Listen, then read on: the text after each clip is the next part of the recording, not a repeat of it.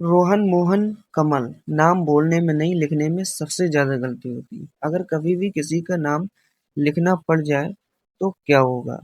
ये गलती इसलिए होती है क्योंकि हम बारह खड़ी का यूज सही तरीके से नहीं करते। तो इसके सिर्फ तीन रूल हैं और दूसरा वाला मोस्ट इम्पोर्टेंट है और इसमें सबसे ज्यादा लोग गलती करते हैं। तो स्टार्ट करते हैं बेसिक से। सबसे पहले ये जानेंगे कि बारह खड़ी होती क्या है।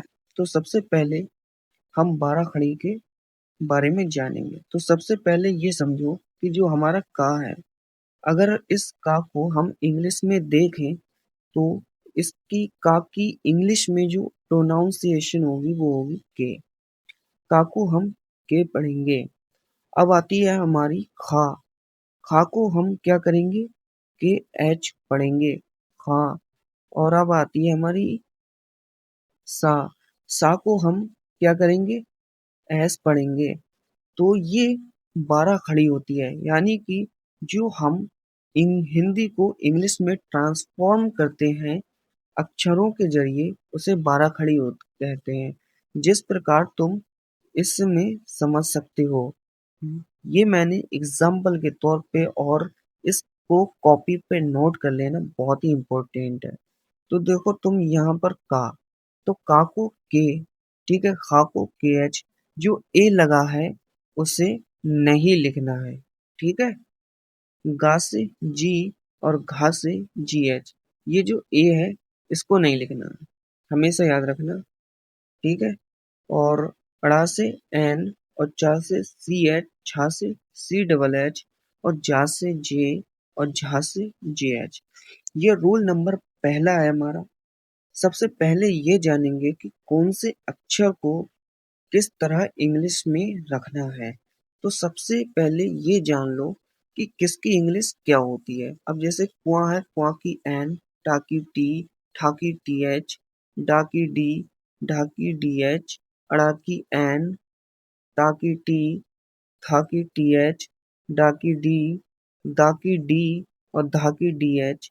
तो इस प्रकार ये सारे शब्द हैं, ठीक है। तो अब स्टार्ट करते हैं मात्राओं पर।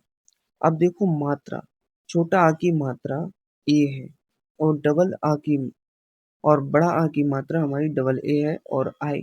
छोटी ई की मात्रा आई है और बड़ी ई की मात्रा डबल ई है। और ऊ की मात्रा यू है और बड़ा ऊ की मात्रा डबल ओ है। ऋण की मात्रा आर आई है और ए की मात्रा ई है। और यहाँ पर एक बात और नोटिस करना, ए की मात्रा ए आई है और ओ की मात्रा ओ है, ओ की मात्रा ए यू है। अंक की मात्रा ए एम है और आह की मात्रा ए एच है। अंक और आह बहुत ही कम यूज होते हैं, इसे ना भी याद करो तो भी कोई फर्क नहीं। अब ये जान लिया कि किसकी इंग्लिश क्या है। तुमने ये तो जान लिया कि किसकी इंग्लिश क्या है। अब सबसे पहला जो रूल हम जो है पढ़ने जा रहे हैं वो क्या है? पहले ये समझो, सबसे पहला रूल ये है कि हमें क्या करना होगा? सबको, इंग्लिश को, जो हिंदी है हमें उसे इंग्लिश में बदलना होगा। अब जैसे कि कमल है, तो का को हम क्या लिखेंगे? के लिखेंगे, ठीक है। और माँ को क्या लिखेंगे? एम लिखेंगे और ला को एल लिखेंगे, ठीक है। सबसे पहले एग्जाम्पल के तौर पे समझेंगे। देखो, अब देखो चमन है, ठीक है। अब इस चमन को हम देखो चा से क्या लिखेंगे? सी एच, ठीक है। और माँ की इंग्लिश क्या होती है? एम होती है। और ना की इंग्लिश क्या होती है? एन होती है। तो ये रूल नंबर पहला हो गया शब्द को लिखने के लिए, ठीक है। अगर कोई शब्द, जैसे को जैसे हम एग्जाम्पल के तौर पे ले लेते हैं रोहन, ठीक है, रोहन। अब तुम यहाँ पर इंग्लिश कैसे उतारोगे? आर, रा को क्या लिखेंगे? आर लिखेंगे। ओ की मात्रा है तो ओ लगा देंगे, ठीक है। ए, और हा को क्या लिखेंगे? एच लिखेंगे। एन को क्या लिखेंगे? एन लिखेंगे, ठीक है। अब आपने एक बात नोटिस की होगी। देखो, पहले रूल है कि हमें इंग्लिश कैसे उतारना है, ठीक है। पहले रूल ये समझ लो कि इंग्लिश कैसे उतारना है। तो तुम आर को, हमने क्या लिखा, रा को आर लिख दिया, और हा को एच लिखा और ना को एन लिखा। अब यहाँ पर नोटिस करो, यहाँ पर हमें ए और लगाना है। अब एक बात हमेशा याद रखना, जब भी पहले पहला रूल समझ गया कि जो हमारी हिंदी होती है उसे इंग्लिश में किस प्रकार उतारते हैं। दूसरा रूल के बाद पूरी प्रॉब्लम सॉल्व हो जाएगी, इसे ध्यान से समझना। ठीक है। अब जैसो कमल है, ठीक है, कमल, ये हमारा शब्द है, कमल। अब देखो, का और माँ के बीच में कोई मात्रा नहीं है, ठीक है, तो बीच में ए आ जाएगा, हमेशा याद रखना। और इंग्लिश वैसे ही उतार देंगे, ठीक है, जैसे कि के, का के आ गया, का और माँ के बीच में कोई मात्रा नहीं है तो ए आ जाएगा, का। माँ को लिखेंगे एम, ठीक है, माँ और ला के बीच में कोई मात्रा नहीं है तो ए आ जाएगा, और ला को लिख देंगे एल, ठीक है। तो ये हो गया कमाल। करेक्ट स्पेलिंग ये वाली है। अब हम रोहन पे चलते हैं, ठीक है। अब रोहन को जैसे तुमने, सबसे पहले समझते हैं रोहन को, तो रोहन, ठीक है। इसमें हमारी कहाँ पर गलती हुई थी, यहाँ पर हुई थी। हमने समझाने की ये कोशिश की थी, जब दो अक्षरों के बीच, दो शब्दों के नहीं, दो अक्षरों के बीच अगर मात्रा ना हो तो वहां पर ए बढ़ा देते हैं। जैसे कि रा और हा के बीच में मात्रा है तो नहीं बढ़ाएंगे, जैसे कि रा को लिख देंगे आर, ठीक है, और ओ की मात्रा है तो ओ लगा देंगे, और हा को लिख देंगे एच, और हा और ना के बीच में कोई मात्रा नहीं है तो ए लगा देंगे, ठीक है, और ना को लिख देंगे एन। तो ये हो गया हमारा रोहन। तो जिन भाइयों ने अभी तक वीडियो लाइक नहीं की है तो लाइक कर दे। बहुत ही बेसिक तरीके से मैं तुम्हें समझा रहा हूँ। ये हमारा चैनल का वॉक्सलेयर नाम है। वॉक्सलेयर इंग्लिश स्पीकिंग में आपका स्वागत है।